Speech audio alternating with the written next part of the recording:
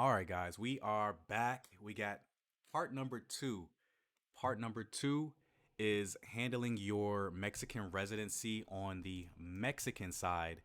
And if you haven't watched the video for the USA side, which is how you should start your residency process, this is step number two. So if you're watching this video thinking you're about to get the information for the part number one, nope, wrong video. You got to go back to part number one that is posted prior to this video. But I digress. Let's start with part number two. So this is for the people that already have the Mexico visa sticker in their passport and they're heading to Mexico. And I highly recommend doing the temporary residency route because you literally just fly through customs when you go into Mexico. It's such a breeze. There's no questions. They just like take your FMM card and boom, you're through. No questions. But shout out to Dashboard Drifters. I actually use this guide step by step to get my own temporary residency in Mexico. So we'll go through this, right? I'll read this a little bit. We just completed the process. Okay. This guide is broken down into the steps required after you enter Mexico. They also included all the relevant links to the required documentation and explain how to fill out the forms. That is the most important and crucial part, is filling out these forms because they're not all in English. They are not all in English.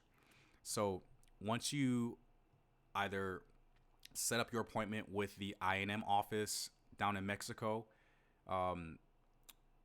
some INM offices do not have the ability to set up an appointment. So it's first come, first serve, which sucks. I know. I had to do it twice in very humid weather in Merida, and it was about 98 degrees with humidity. And your boy was out there for 7 hours, and I didn't even get helped. I had to come back another day, and that's when they helped me out with it. That's when I got my temporary residency taken care of. But let's read over the high level flow of the process. So after pre-approval, you have 6 months or 180 days to enter Mexico to finish out your temporary residency. At the Mexican border, your FMM card is stamped Canje. This is very, very important. If you don't get it stamped Canje or they don't write Canje on your FMM card, you you're SOL. You gotta figure something else out. And if you're flying into Cancun or any of the other airports that no longer do the FMM cards, you still have to request one.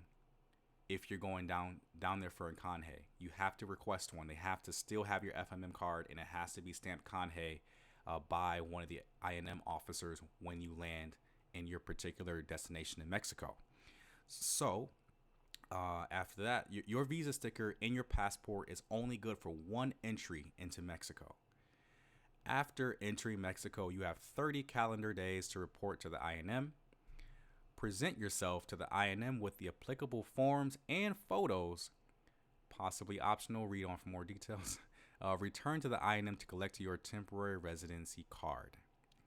Cool. So, number one, entering Mexico with pre-approval visa sticker. After receiving pre-approval from the consulate, you will have a visa sticker placed in your passport. When when you are entering Mexico, you will have to present your passport and fill out an FMM.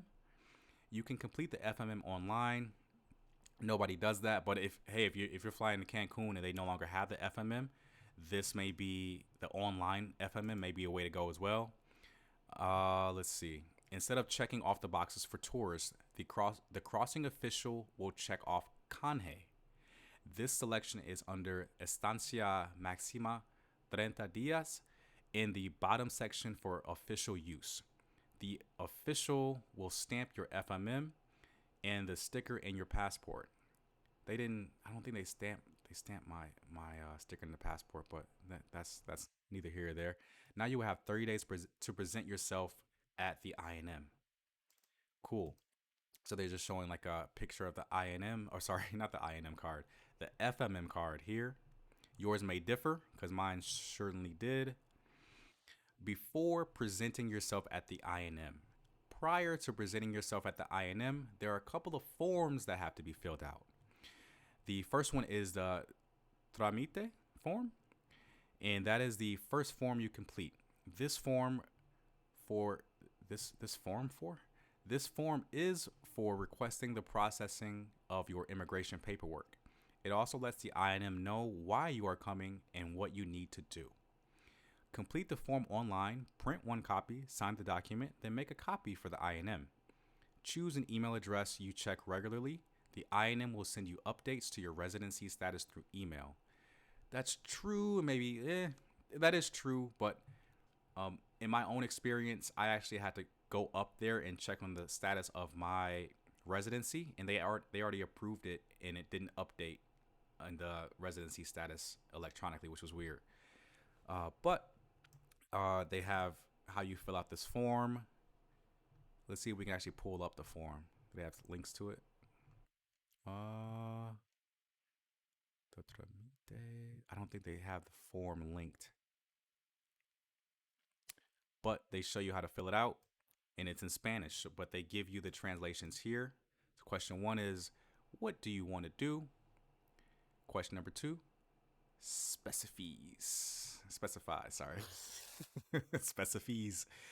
In the next parts, you do not have to fill out any box that does not have an asterisk beside it. For example, the CURP. Make sure that these selections match your passport. Yes, yes, that is super important. Please ensure that your name is exactly the same as it appears on your passport. If you have a middle name, if you have 20 middle names, make sure every single name is included on this form. They will turn you down if it doesn't match what's in your passport. It's super important. And for your address, if you do not have a permanent address yet, note that you will have to complete an address change form later, which is cool. I put my Airbnb down that I was staying at that particular time, and when I go back permanently, I'll just get it changed, which is no issue. Pro tip: translated from English, so translated from Spanish to English.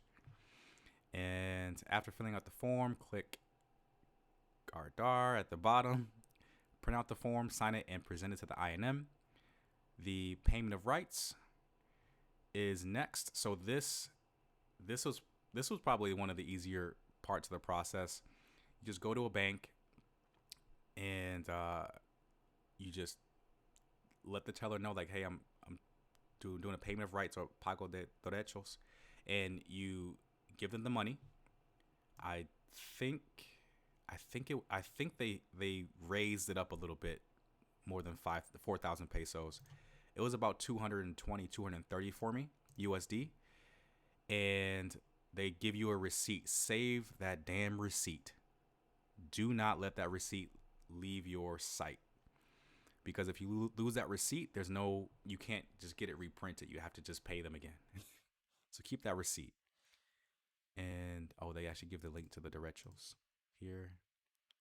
Okay. And then you fill it out from there. You will just translate it from English to Spanish.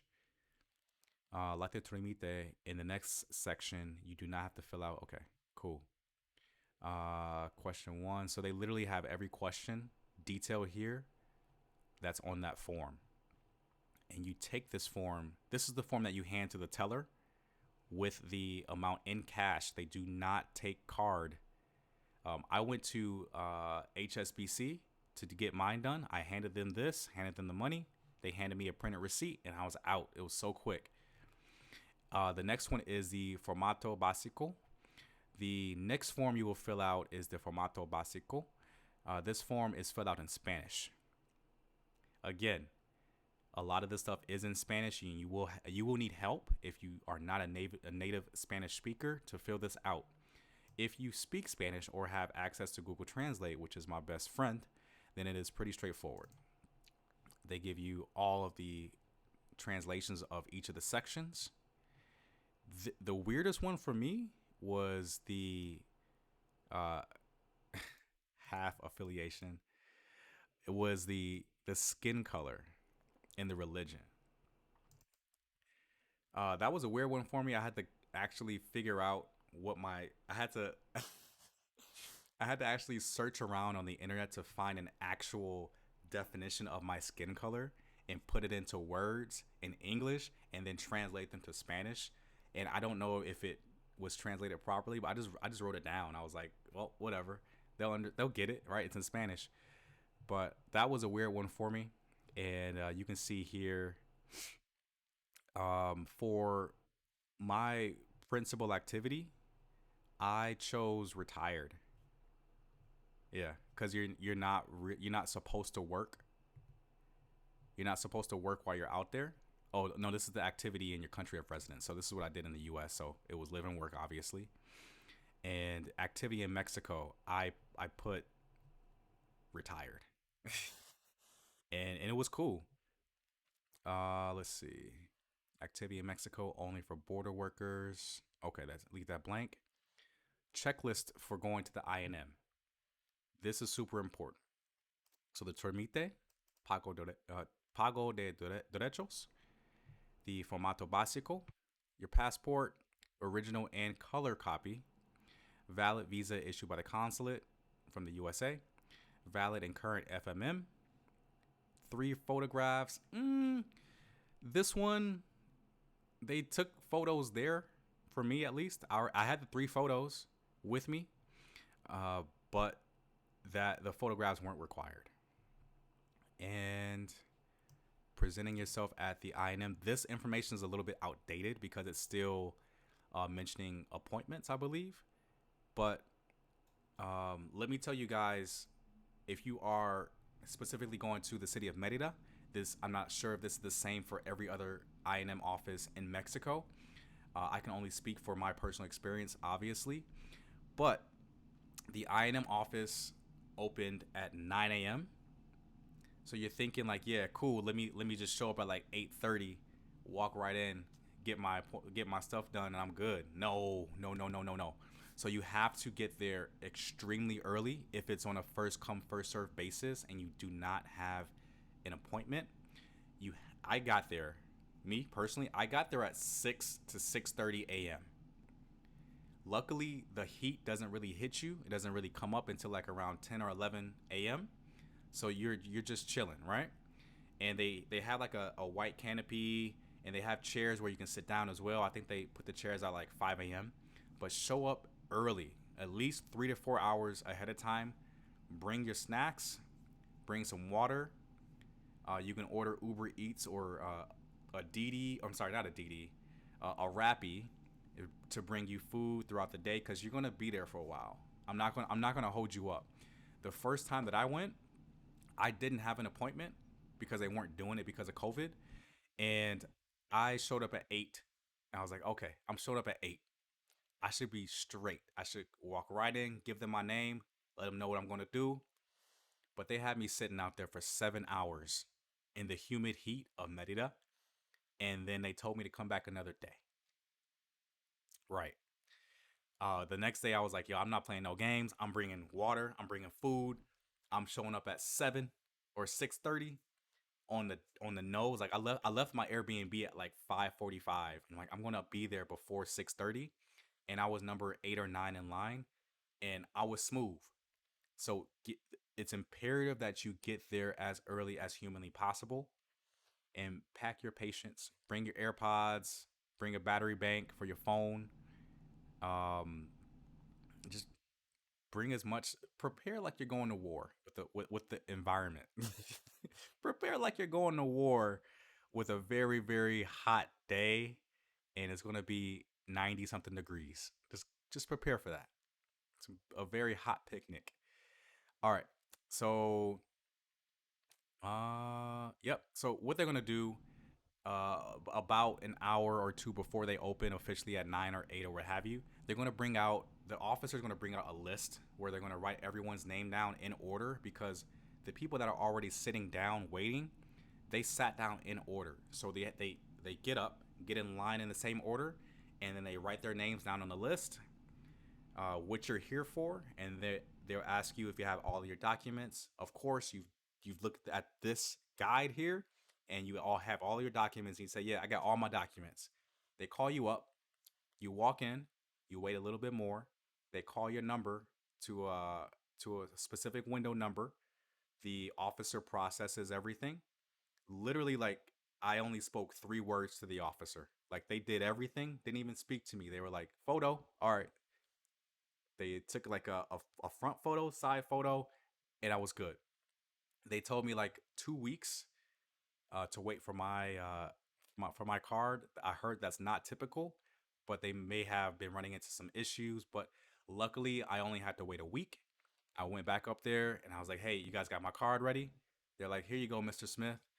They got your card ready," and I was out, done. Let's see. Oh, they do take your fingerprints. That's right. They take your fingerprints and let's see. Yeah, they have you sign a couple more forms as well while you're there. Um it's just a formality. And yeah, here is what they're showing the progress online for their residency. Mine didn't show. I just went up there and checked up on it and they had it ready and the online didn't even have it finished. So that's pretty much it, man.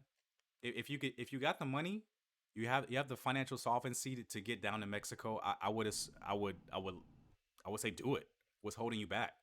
You can get your residency, and the real cheat code is if you renew your temporary residency four times, I believe, you automatically qualify for permanent residency, and you no longer have to renew it.